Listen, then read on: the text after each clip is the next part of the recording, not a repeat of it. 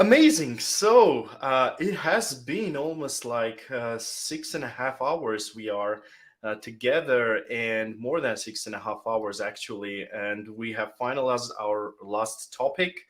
And now we are going to have a panel discussion, which I'm sure is going to be a very interesting wrap up of the conference. And so I'll transfer the word to David, who is going to host the panel discussion. Thank you. Thank you so much, Gagik, for introducing our panel discussion. I have a privilege to be the host for this panel discussion, and we have three guests, three dear friends from Microsoft. Let me introduce each of them, and afterward, I will let each of them more detailed introduce themselves. So we have Gary from Microsoft, as I said, cloud developer evangelist. Am I right? If advocate, yeah, cloud developer advocate. advocate. Right, advocate. Yeah. We have Dmitry Soshnikov from Microsoft, and you're cloud advocate as well, or you're cloud director? No, I'm actually not from Microsoft anymore, but Wow, it's nice to be what here. the news. I used to be cloud developer advocate working with education. Right. And we have Levon, who is ISV architect consultant. Am I right? Your position is... Yeah, pretty close. I'm partner technology strategist. Yeah, that's right. Just confuse all the words, but otherwise it's fine. Okay, so first thing first, I would like ask you to introduce yourself and tell us a little more what you do, and maybe we can go clockwise.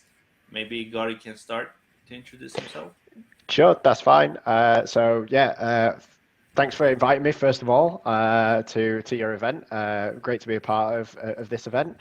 So as you mentioned, my name is Gary Trinder. I am a cloud developer advocate at Microsoft. I am based in the UK.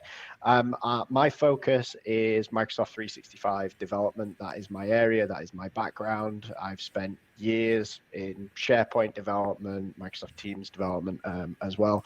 So that is my focus, as well as Microsoft Graph as well. Thank you. Thank you. Can we hear a little bit from Levon? Yeah, I'm next. Hello, everyone. I am partner technology strategist, which means I work with Microsoft partners, ISVs. ISVs is independent software vendor, development companies who build in our platform. So my job in Microsoft is actually help these partners to build their solution based on our cloud in optimal way, with good performance, with low cost, as well as help them to promote their solution in wider market. I think during panel discussion, I will say more about it, how we can help partners who decide to choose our platform for their product and which kind of benefits they have. So nice. If you choose our platform, I am at your service. That's nice. That's nice. Thank you. And Dmitry, now you have some information that I'm not even aware of. Yeah, so I used to work for Microsoft for 16 years. I started as a technical evangelist, evangelizing .NET platform. And that's why a lot of people know me as a lot of people in the Russian-speaking countries, they know me as .NET person. But in fact, some years ago, I switched to another team inside Microsoft, which is software. I was software engineer doing things related to AI. I had to switch from C# to Python. That was very painful experience at some point. I had to undergo through it.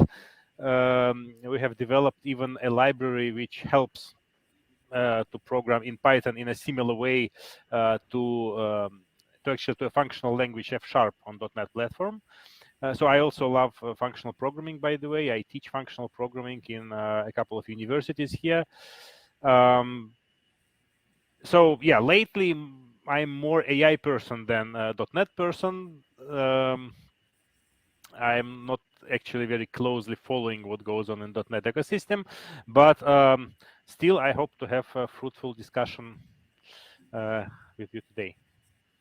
I remember back in 2013 or 24, maybe 13 or even 12, I was watching your C# lectures on Microsoft Virtual Academy. Yeah, I'm very old. That's right.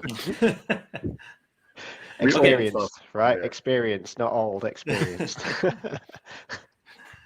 Okay, so I prepared some questions for you, and we were not going to focus on .NET. Certainly, we are going to talk about the technologies in general.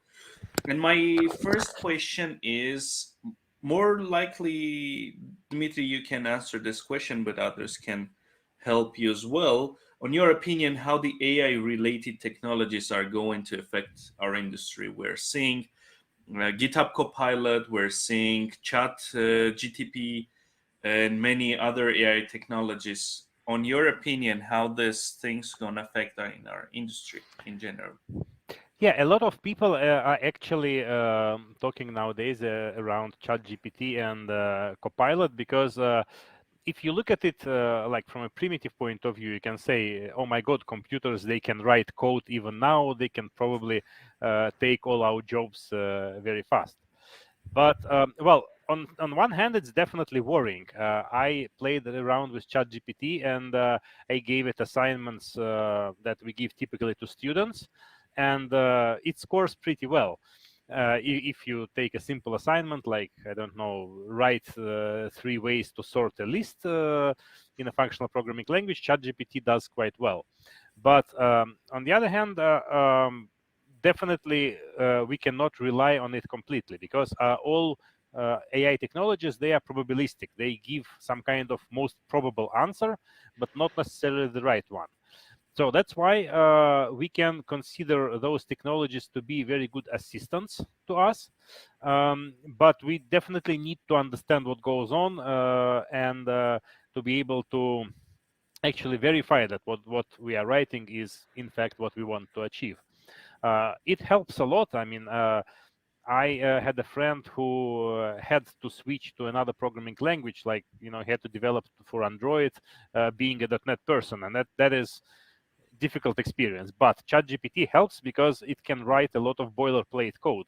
It knows a lot of like typical things, but still, you need a person behind it. So as always with AI, we can consider it kind of partnership between artificial intelligence and a human being.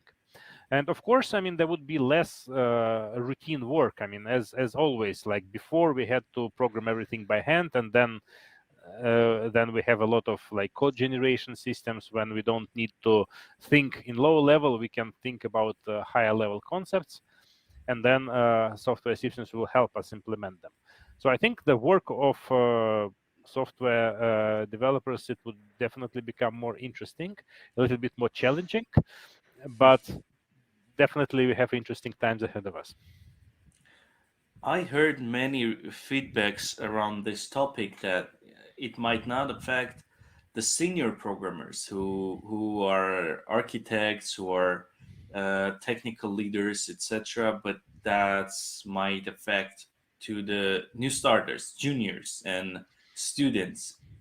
What would you suggest to students and junior programmers to not be scared of the future?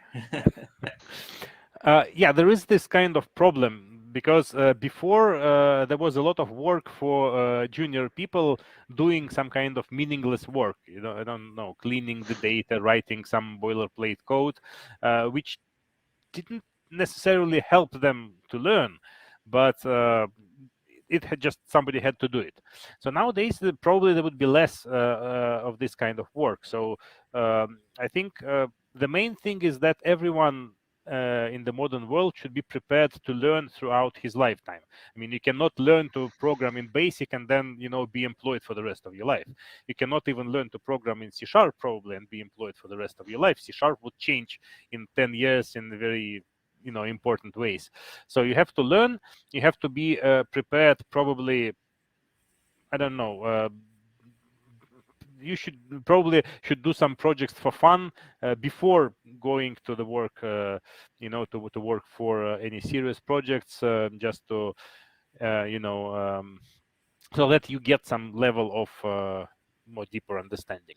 But in general, I don't think things would change a lot. There would be a lot less boring work, but it means that junior people would be given more interesting work as well.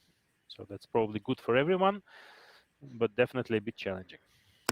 Yeah, and I also think that these tools could also help as a good studying tools for those students, because sometimes you just research something, and since you're just starting that learning that new technology, and sometimes you don't have best googling skills, and you end up like researching for a few days very simple question, and this technologies AI could also help to resolve that issue. uh, that's We just need to interesting. remember that AI doesn't always give the right answer. So you are risking a little bit that you will learn something which is not exactly 100% correct. But otherwise, I mean, ChatGPT does a very good job explaining code, even what it writes. It says like, I'm writing a function that does that, and you can ask it to explain it in more detail. So it's definitely a good tool for students as well. Yeah, that I agree. Well, ChatGPT is not online, so it's just using its offline data to analyze things. But for example, the GitHub Copilot, I'm actively using it, and it's very, very helpful, because sometimes it's just removing the problem to switching to browser and going and looking for Stack Overflow or someone else GitHub repository, just give the right answer that you need. And even if it's not totally right, it gives you the overall structure of your function of your class, and then you just need to change a little bit and find what you need.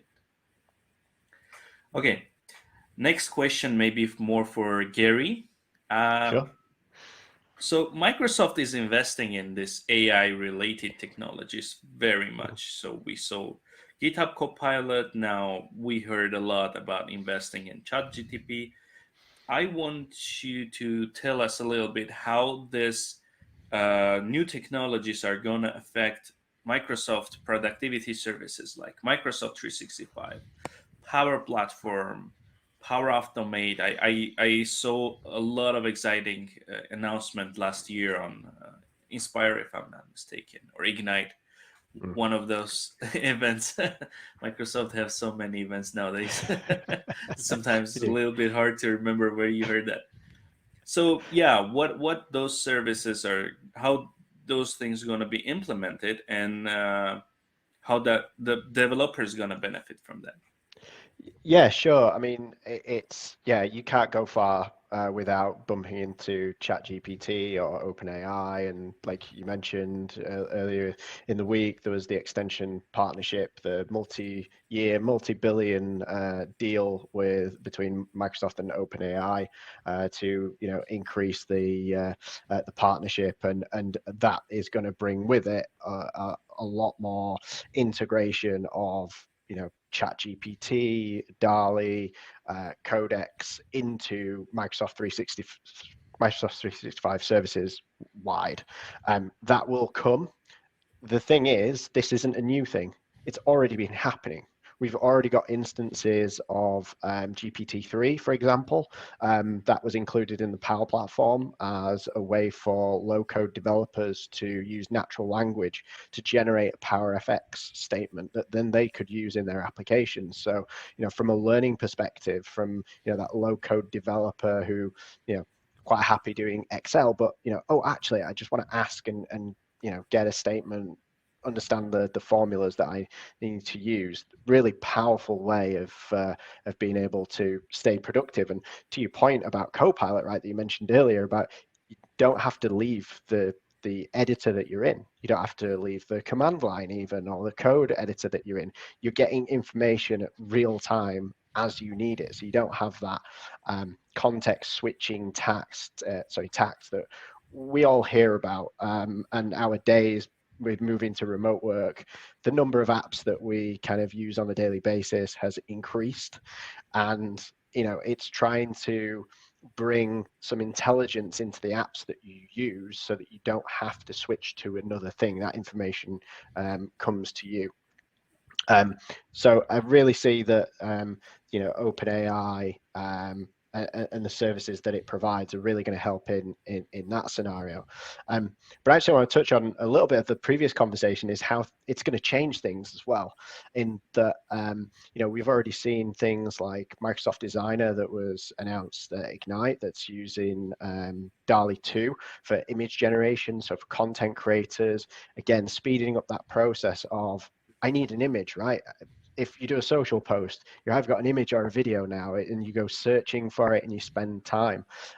Now you can ask for an image, generate them, choose the ones that are more appropriate, and add that to your content. And that obviously is going to be using OpenAI in the background. And we've also seen it included in things like Microsoft Word and Outlook as well. So we've got Microsoft Editor, really intelligent suggestions, grammatical changes, kind of we kind of know what you're going to be writing from what you've just typed in. Here are the, statements that might follow, just to, again, speed up that process of writing emails, which we do on a daily basis, right? And within Microsoft, we spend a lot of time in email. So anytime that means that we can speed that process up and get out of email, that's definitely going to help. So that has a huge kind of impact on productivity as well. Just the general day-to-day, almost menial tasks that we all have to do, just sped up because there's a little bit of AI and intelligence that's been included in that. I think from a developer standpoint, it's a really exciting time. We also announced the Azure OpenAI service. So organizations now can actually use this internally. Developers can use their own service that's running for their organization and use things like Codex and DALL-E and ChatGPT right through their Azure subscription as well. And all it is just calling a HTTP endpoint.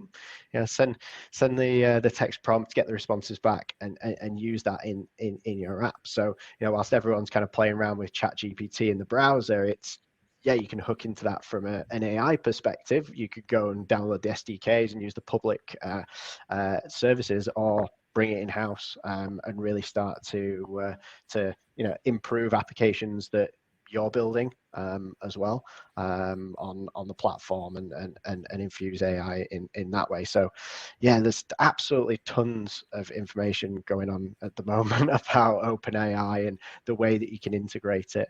And Microsoft's partnership is just going to bring more of this to 365. It's early days at the moment, but I'm really interested to see the announcements that are going to be coming. We've got Build in May, we've got Ignite at the end of the year. It's OpenAI will be a topic, definitely, and there will be definitely things that will be coming. We can't wait for those announcements. Levon, I have the question that was not written in my list of questions, but I believe you might answer that.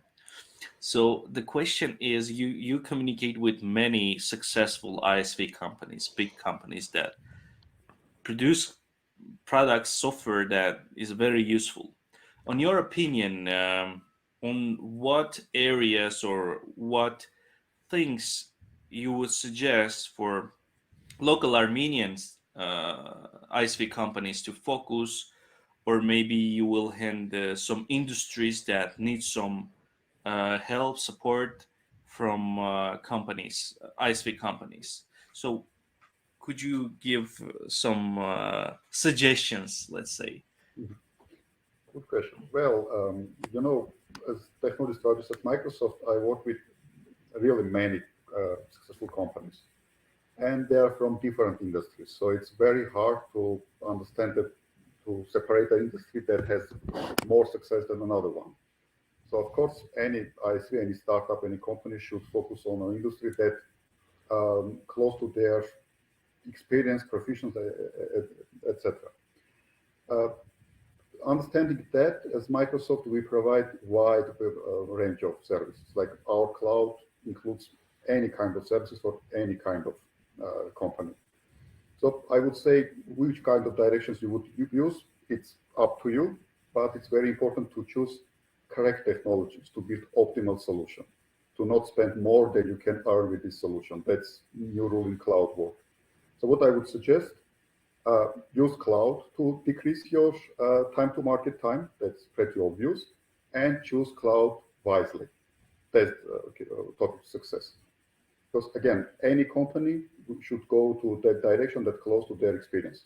Otherwise, they will fail. Of course, if I say, for example, retail is good area, and you have your experience in healthcare, your team in healthcare, and you decide to choose to switch to, I don't know, retail, most probably it wouldn't work. That's interesting. Another question that might arise in this context: there are not one cloud provider. Microsoft is not the only cloud provider. Why would I know the answer, but I would like I you don't to know. explain what is the reason that someone may choose Azure over other clouds or other service providers. Can you imagine how many times I heard this question? Yeah, I can. Twice per day at least, starting from friends and with families. Actually, from technical perspective, I wouldn't comment that because every cloud provider has its advantages, disadvantages, and we are trying to be in the same shape at least. So I can't say our platform is the best, technically choose us, etc. Moreover, at the beginning, I said that if you choose our platform, but saying our platform, I meant our cloud platform. So we support open source, we support Linux. Half of virtual machines in Azure, nearly half, are Linux. I don't know if it's shocking information or not, but it's official information. So it doesn't depend on your technology. But if you choose working with us, you get support of Microsoft in different levels, depending on your size, on your experience, on your product, etc. But you get help of Microsoft in promoting your solution, starting from so-called co-sell activities, when our sales team actually helps to sell your product. You can read details online, obviously. I'm not going to go deep on it. And with our marketplace as well. We have like regular marketplace, we have transactable marketplace, which means your customer can pay for your products using his Azure credits through our marketplace, which means you can sell your product in any country in the world. And we are taking like 3% of transaction fee, which is lower than many payment providers require from you. So we just open doors. And why exactly Microsoft? Because we have a non-official saying. If you see a customer, interesting customer for you, most probably, or for sure even, it's customer of Microsoft. So if we start certain level of relationship, we will be able to open doors to this customer for you. I don't think that other providers can say the same, because we own Windows, we own Office. That's why nearly every customer that can be interesting for you, I mean, as a developer company, is our partner. So business partnership with Microsoft in most cases is more beneficial, or at least it has like certain benefits. Yeah, right. And as a technical leader of the ISV company, I would say that Microsoft is well, at least the only company I have any interaction with, and I have had interaction with many cloud providers that cares about the customer. Microsoft is very customer centric. It displayed in their documentation, which is the base starting point of communication with your client. And then there's teams that very open to support you. I mean, not only on like putting your product on Azure, but also supporting you to finish your development cycles. Like if you have issue, whenever I communicate with any Microsoft advocate or some support specialist, when I share some problem that I have had beyond the scope of their responsibility, uh, those specialists are always willing to help, answer, even do some over work to support you on your journey, and that's very important when you're an ISV in modern world.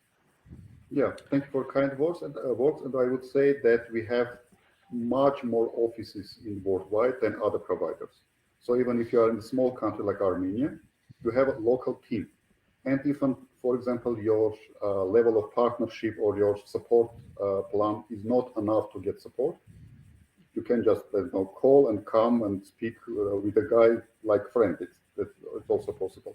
I mean, you always, nearly always, of course there are exceptions, but nearly always you have local representative. So it's not somewhere cloud abstract. We have team who are behind of this platform. So you mentioned pretty important point. Right. Thank you.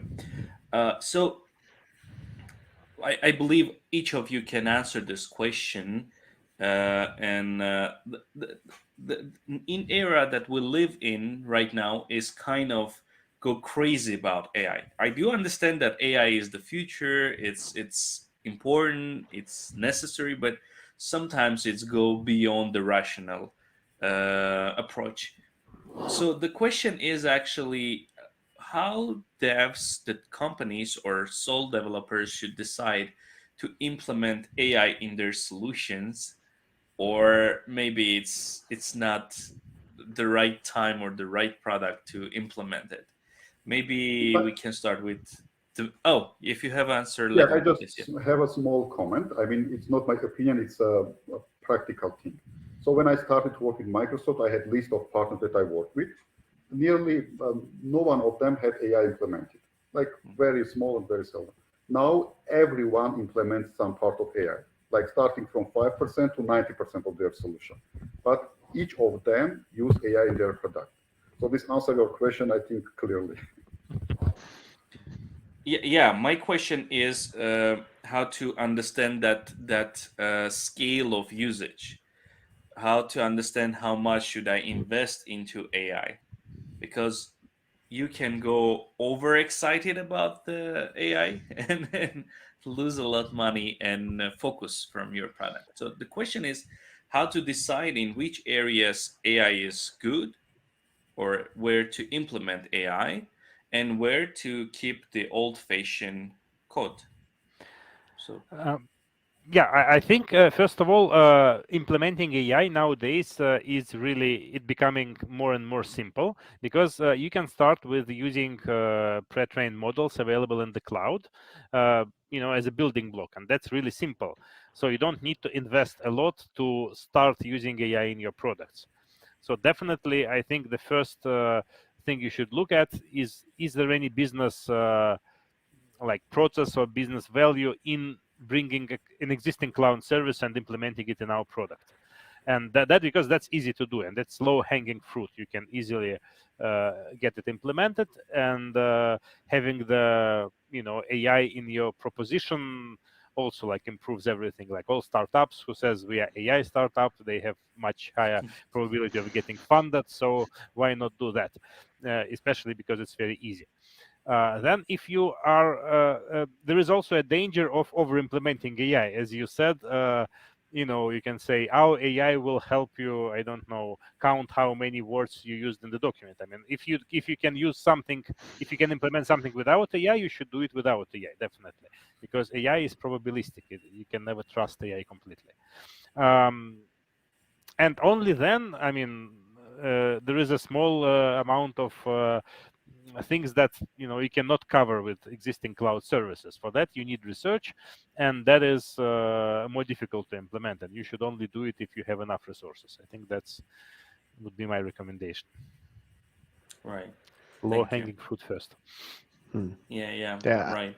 I think the only thing I'd add to that is where it makes sense, and don't just let AI be the thing that you're kind of known for, and it just detract from maybe the other things that have more value just because it's, everyone loves to get on the hype. And at the moment, the hype is ChatGPT. Before that, it was DALI.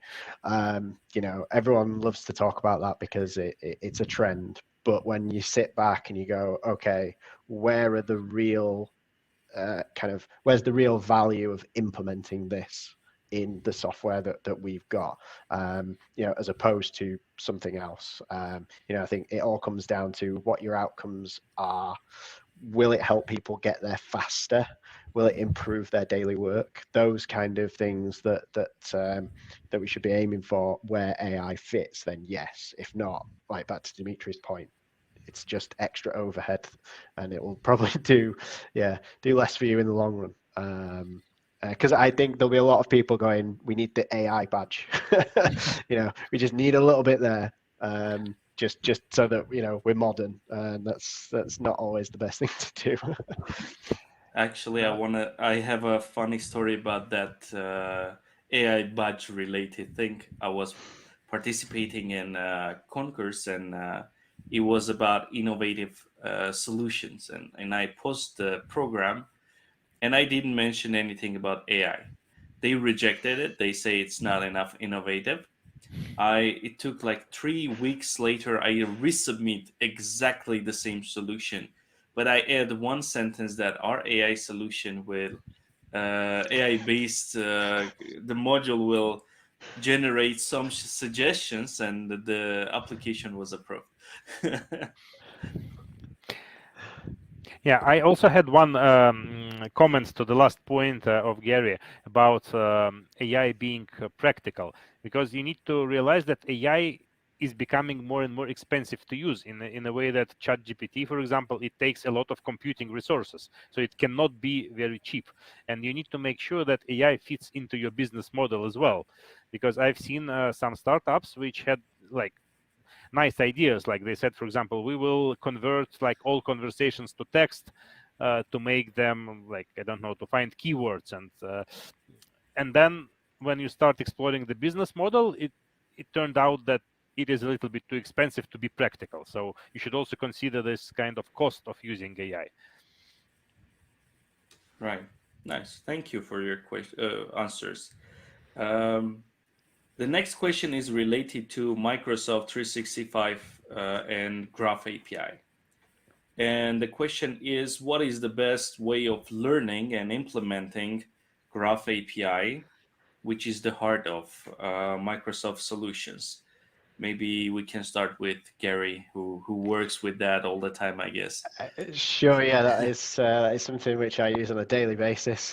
Definitely, yeah. I mean, Microsoft Graph API is really, that it's the gateway to data in Microsoft 365. If you need to interact with any data around you as a person, the colleagues that you work with, the files that you work on, and tasks and things like that, you're going to go through the Microsoft Graph API to pull that information.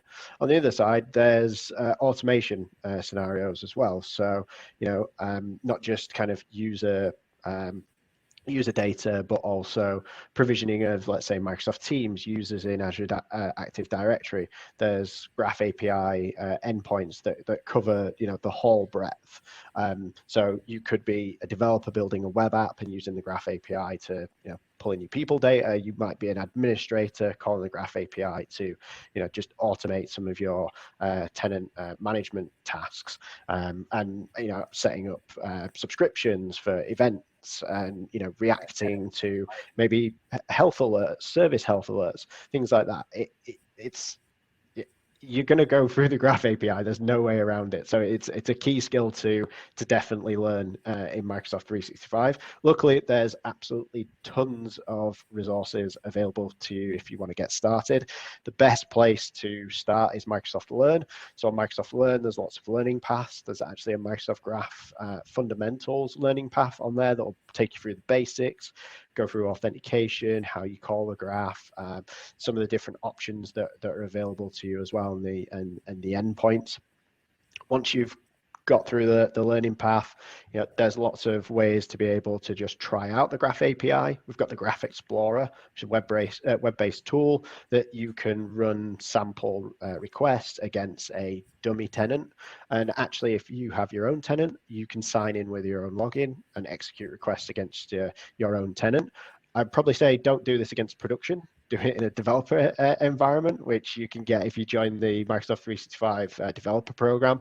Have your own tenant that you can play around with and get used to the different API endpoints. Moving beyond the browser, you'll want to get into code. So we've got numerous quick starts that are available across all the different major languages. So whether you're JavaScript, TypeScript, .NET, Java, Python, there's a quick start that will, it will get you some code that you can look through, execute on your machine, do authentication, and just see how that works from a code perspective. And we've also got SDKs as well. So not making it even easier that you don't have to remember the actual full strings for the URLs that you're going to send in your requests. Use the SDKs that are going to provide you with request builder functionality. It's going to help you authenticate to the graph much easier. It's going to provide additional benefits like being able to handle throttling events. So in the event that the graph is overloaded and you're getting 429 responses back, it's got automatic retry in there for you as well, so you don't have to write that code, as well as making it easier to batch requests to the Graph API as well, so you can get that be more performant and efficient with the requests that you're sending. If you're provisioning hundreds of users, you could batch them together, and the SDK will help you there. So the best place to go is, I think, just put in graph.microsoft.com. That'll take you to the top level documentation, and from there you'll be able to find everything that I've just mentioned. So like you mentioned before, David, with our documentation, we do cover a lot of things. So we're covering all bases, whether you're an experienced developer or you're just getting started with 365 and the graph. That's the place to go. Mm-hmm. Right. So I have one more question relating to Graph. We know that we have Graph version 1 and we have Graph beta. So I'm wondering in what cycle Microsoft adds the beta features to V1, because like we know .NET is 1 year cycle, Visual Studio is 3 year cycle, and like Visual Studio Code is 1 month cycle, right? So what is the roadmap for the Graph API, and how fast Microsoft will bring those beta features to the final version? So I wish I had a concise answer to say, yeah, it's every month. Unfortunately, it's not the case. It varies. It depends on the workloads and the endpoints that have been created on beta. So it's when it's right, essentially. So anything on beta at the moment is it's preview. It could change. Generally, it doesn't change that much, but on it's the testing ground, so you can use it maybe to see what's coming. Don't use it in production because it might change, but there isn't a roadmap per se for and a schedule for different areas of the Graph API. The best way to keep up with the changes, though, is there is a change log, a public change log. So it's an RSS feed as well. If you want to just keep up with what's moved from beta to V1 and know that that's happened, the change log is the best place to look at. But yeah, unfortunately, I don't have a perfect answer for you, but yeah, there's a way of finding out when it does happen. That's the one thing. So it's keeping an eye on it and asking questions as well. If you're using something, get in touch with people like myself, different advocates. Just ask the question, and we can see what we can do for you. Yeah. Right. Also, could you, because Microsoft Graph usually is implemented with Teams applications? Because usually you automate or connect some external application to the Microsoft environment, and usually that end up in being part of the Teams as a Teams application. Could you tell us the benefits of developing Teams applications, the opportunities, and why should companies and programmers invest in that area? Sure, yeah. So yeah, the good thing about Teams is it's a window to your application as well. You can build fully, you build brand new, have an application that just runs in Teams. Could be a bot, for example, runs in the chat. You could have a tab as well that can run inside that app. Essentially, the tab is just a web app, right? So if you already have an existing web app, you don't have to rebuild it all again to just bring it to Teams. You can just enhance that that app, add in single sign-on, so that when your users signed into Teams, they have to log in into your app in the client. And another thing to kind of think of is, I talk with quite a few ISVs that have, SaaS applications. They know that their customers live in Teams. That's where they spend their day. And like we talked about before, we talked about context switching, another app, right, that you have to switch to. If you're spending a lot of time in Teams, wouldn't it be great if you could just work with that application without having to leave that interface that you're talking to your colleagues in and where you're doing your work. So bringing in that application into Teams in some sort of capability can really enhance that that you're offering as a SaaS provider.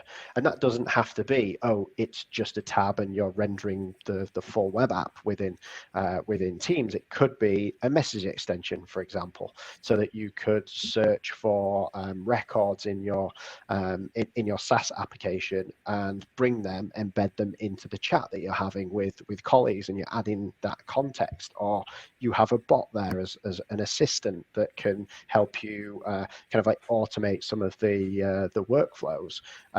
It's working with your SaaS application, and that is an app in Microsoft Teams.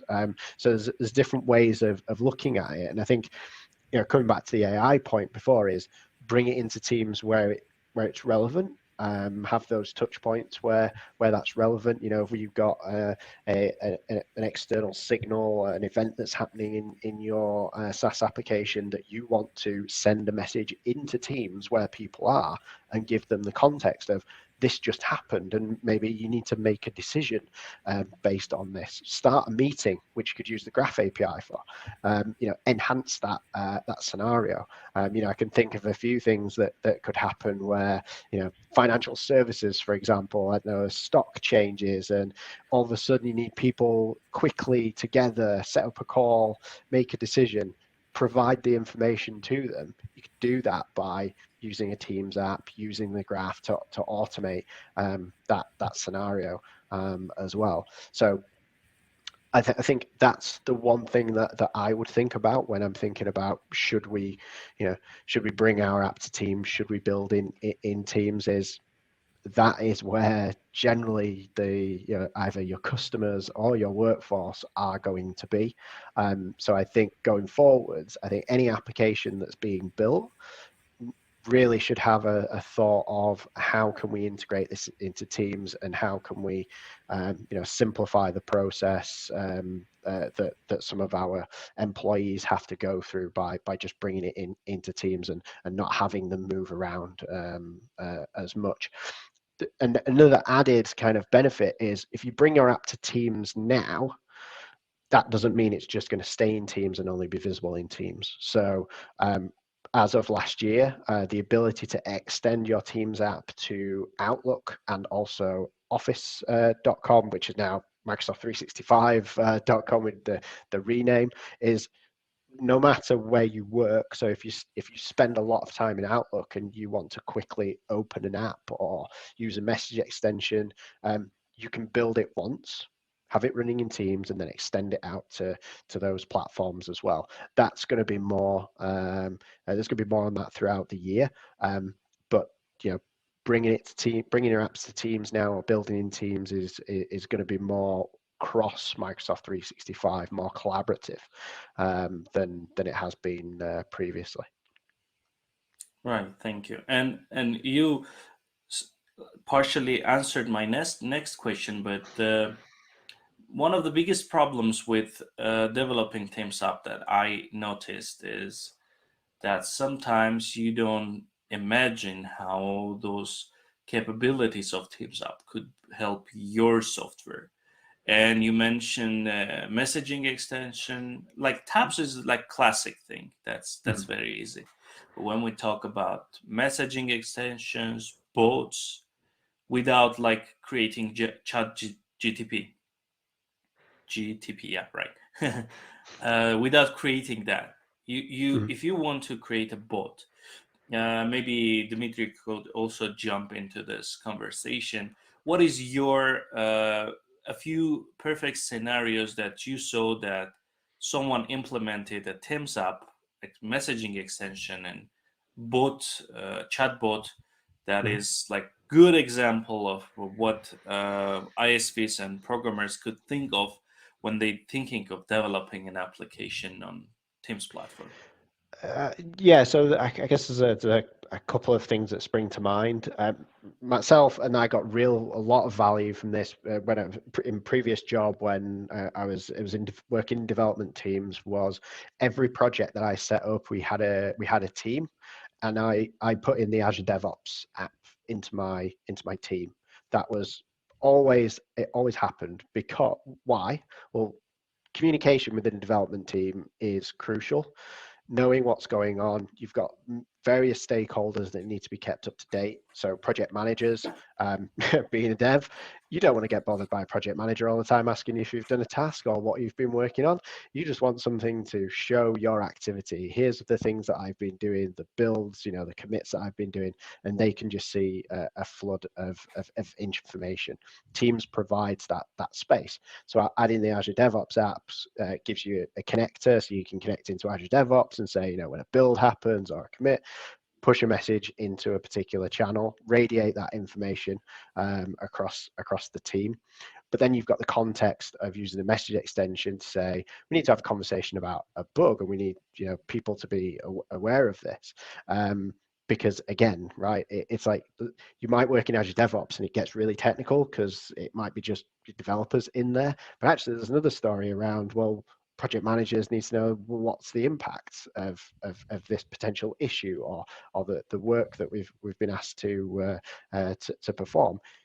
Bringing the context into a Teams conversation where everyone can see it, using a message extension to search the work items, embed that bug or task into the message. Again, really helpful to just improve that communication. And I found I was able to do much more work. I got hassled less, definitely, in the sprints that I were working in. So that had a real direct benefit for me.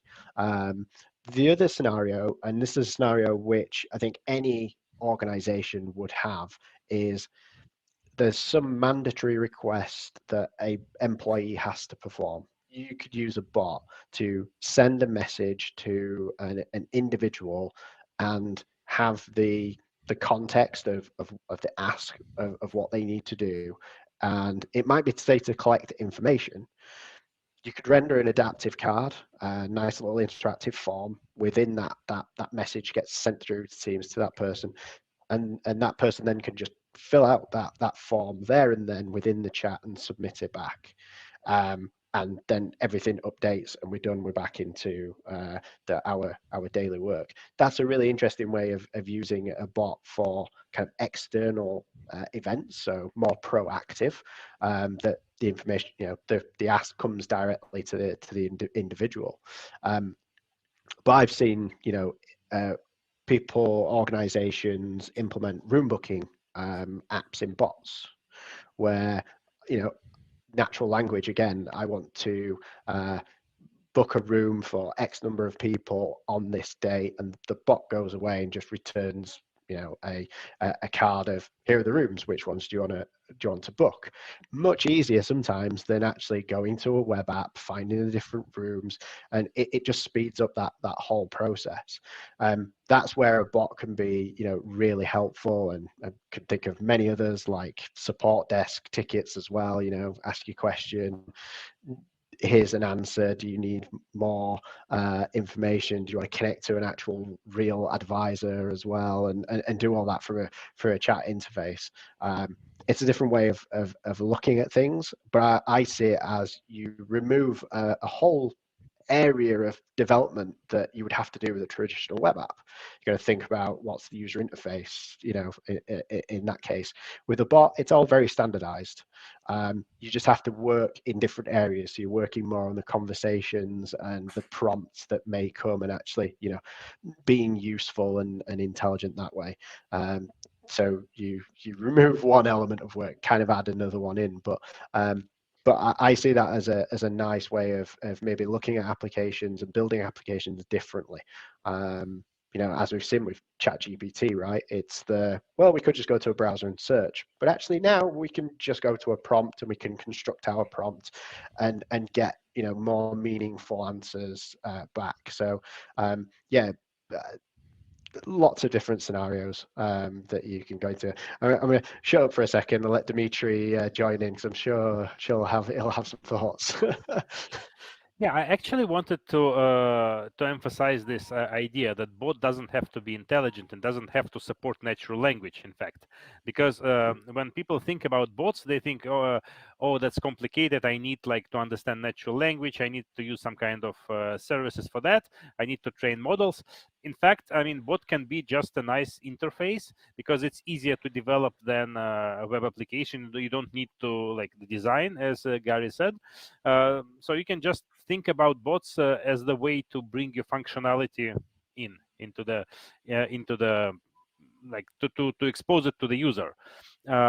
As an example, like we are like with my colleagues at the design school, we are building the system for image generation similar to DALI based on stable diffusion. And when we started thinking how can we give this, like how can we, what should be the interface, we came up with the bot idea, because with the bot it's easy to go like with the mobile phone. Whenever you go, you can just submit requests and then you get the result, and it's not natural language, it's just a set of commands, but it was really fast to develop and easy to use from everywhere.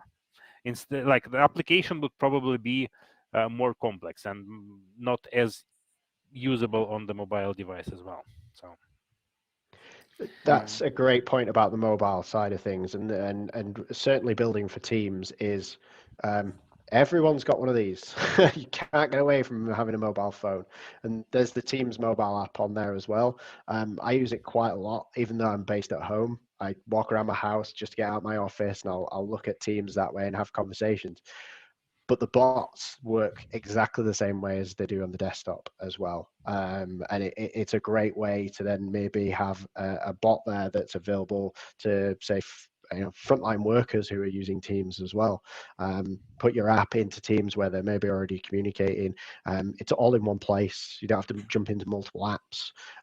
And like I say, the bot will just work the same. And it's a nice, easy interface to, like I say, build something that just has a series of commands. It doesn't have to be really complex, like Dimitri mentions, and that comes back to, just what is your use case?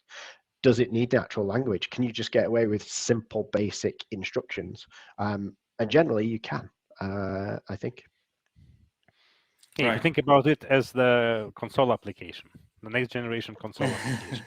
Yes. Right. I agree. That's true.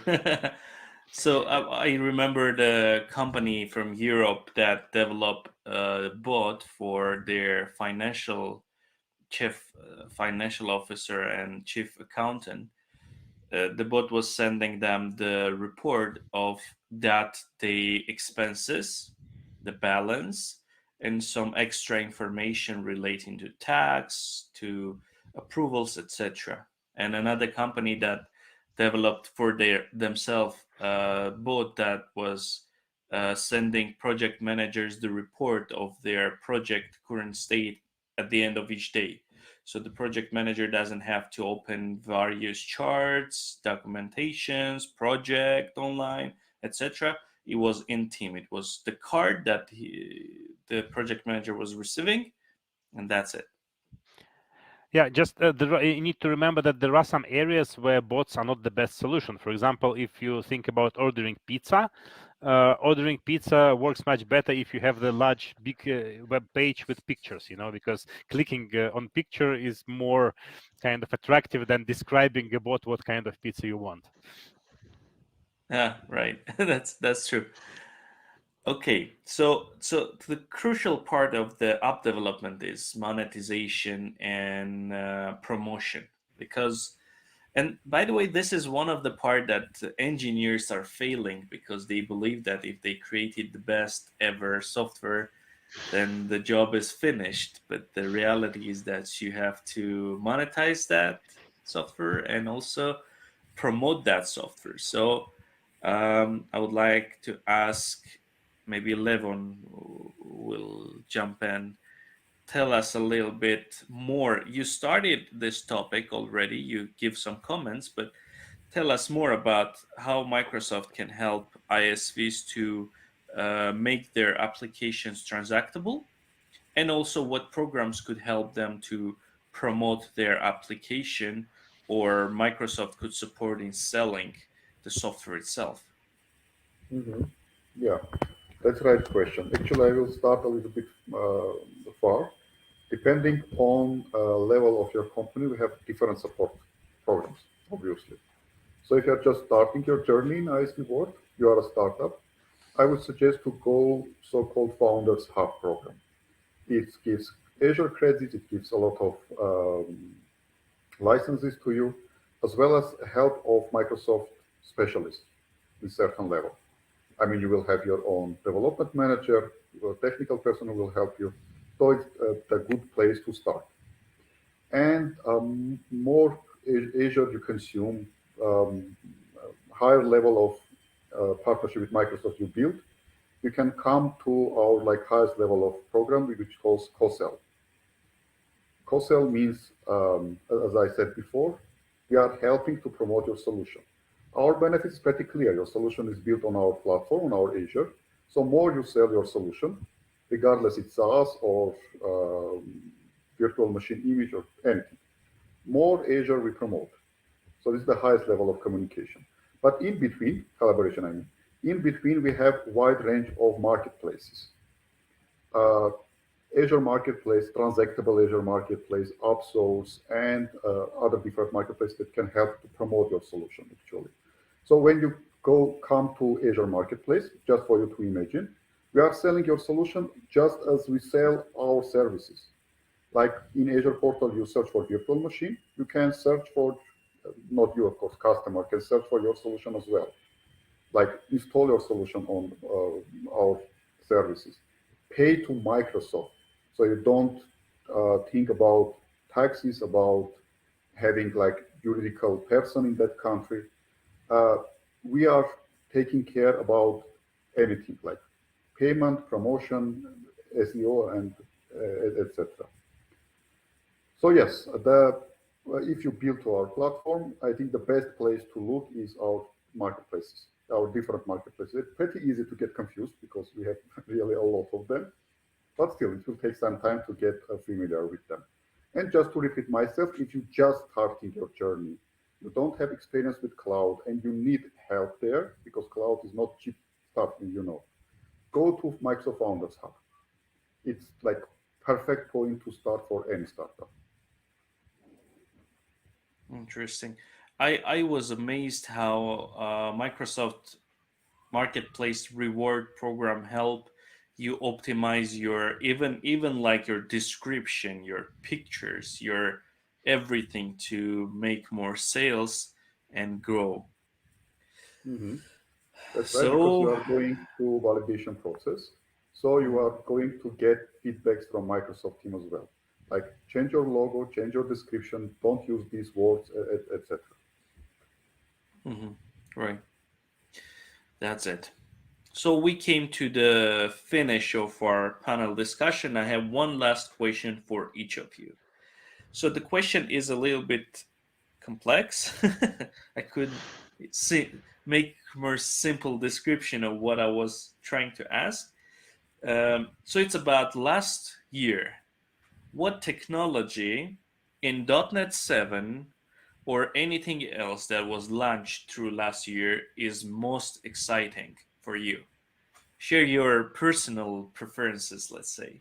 What excites you the most through last year that was announced? I can start if you want. As a developer, I was amazed with GitHub Copilot, actually.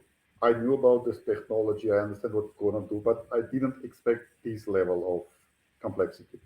As Dmitry said correctly, it doesn't give perfect answers. Even sometimes it's confused. Like it generates a code, you think it's okay, go forward, then a lot of bugs, and come back and see that it's because of Copilot. But it's really amazing stuff. And it helps also in learning curve. I have quite a few students, and they say their feedback that it really helps them to learn as well. So my short answer is GitHub Copilot. Okay. GitHub Copilot is actually one of my top most exciting technologies as well. So yeah, Dmitry, We have a new maybe we speaker can here. hear you. Um, well, if you talk about Microsoft products, I would probably agree on GitHub Copilot and ChatGPT, like being like almost Microsoft. Um, I was also very excited about Stable Diffusion image generation because it's like open source, and it's really surprising that such a great effort is made available, publicly. Um, and Yeah, that's probably technologies of last year. They are not exactly .NET related. In .NET, I think most of the things that I loved happened a few years ago when C# started becoming a lot like F#. F# is a great functional language, and I think it was used as an inspiration for a lot of features that were added to C#. And seeing them being added and C# growing in the functional direction was really so exciting, you know. Yeah, but that happened, I think, a few years ago already. That's nice. And I see we have an extra speaker today. We have a guest, the real star of the Yeah. show. Yeah, so for me to go next. For me, Microsoft 365 and development on that platform. So the release for me last year, there was two.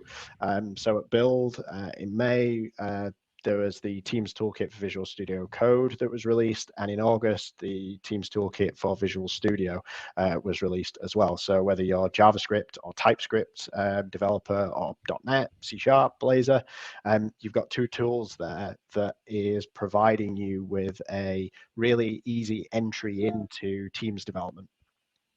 And I see this as really interesting because up to now, there wasn't any official tooling from Microsoft to build apps for Teams. It was really complex, lots of different things that you have to kind of understand to just get an app running if you want to run a bot, or you want to create a tab, or just an app itself. There's lots of moving pieces through Azure Active Directory registrations, the actual bot services themselves, the code to set that up, the Teams manifest. It's a lot. So it's really been simplified into an F5 experience. So if you want to go and create a bot now, you can use a predefined template. You can create the project, hit F5, and the toolkit will go and provision things in your development environment for you, making it very easy to get up and running and concentrate on the development side of things. Which I've seen people, I've seen people basically say that this used to take ages and now it's been really simplified. So with that and OpenAI and all the kind of talk that we've done about collaboration, productivity, and how AI can be infused in that, I'm really interested to see what developers are going to do with the new tooling, because it's more accessible now to build it in Teams, and how they can infuse these new technologies directly into where people work. So I think that for me is the two things that I really take away. Thank you for your answers. Thank you for your time. We had amazing time, and I believe that many people who listen and will listen still on YouTube recording, will benefit from the answers you gave.